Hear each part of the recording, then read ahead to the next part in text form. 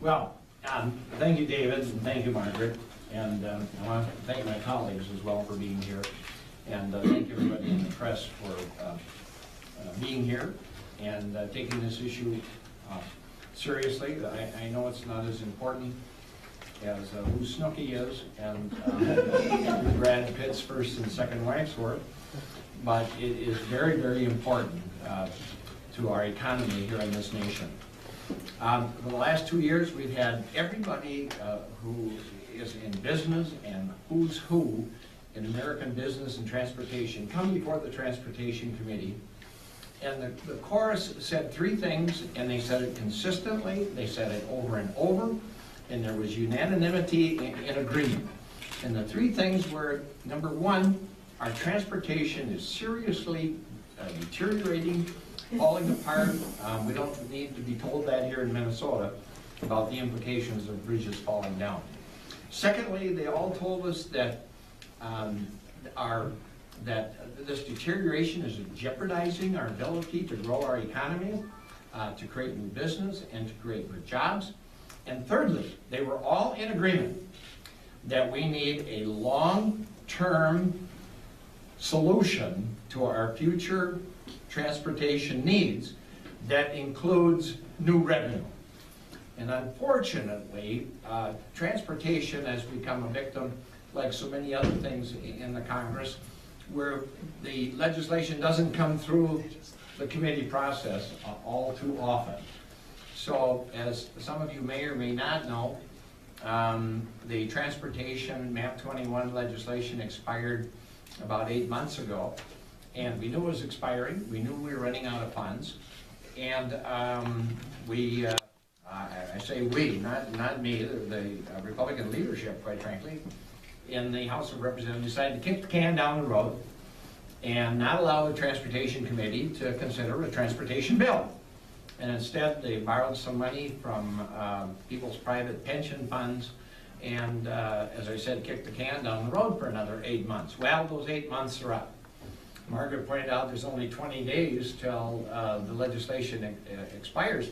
There's only 6 days of when the Congress is in session. And, you know, last week, Paul Ryan and Orrin Hatch had talked about embracing the president's proposal for a one-time repatriation tax to fund the shortfall that is occurring here. And I'm told, as of this morning, that they've abandoned that. So it's pretty clear the Transportation Committee is not going to be taking up that bill. I can't imagine that there wouldn't be some kind of reauthorization. Although it's important to know there is a strong segment in the House of Representatives that are calling for a devolvement in the federal participation in our national transportation system. Devolvement is another word for we're not going to be involved and we're not going to fund transportation anymore. Well, if that is the solution that Ryan and Hatch are going to propose, that would result in a 40% reduction in transportation funding right after the first of the year. That would probably shut down an estimated 120,000 road construction projects all across this country. It would result in a reduction of maybe 700,000 good-paying construction jobs. So devolvement is not something that we can accept. It's not something that we can tolerate. We are a nation. A nation has to have a national transportation plan, a national system. We need the ability for our states and our municipalities to do long-term planning.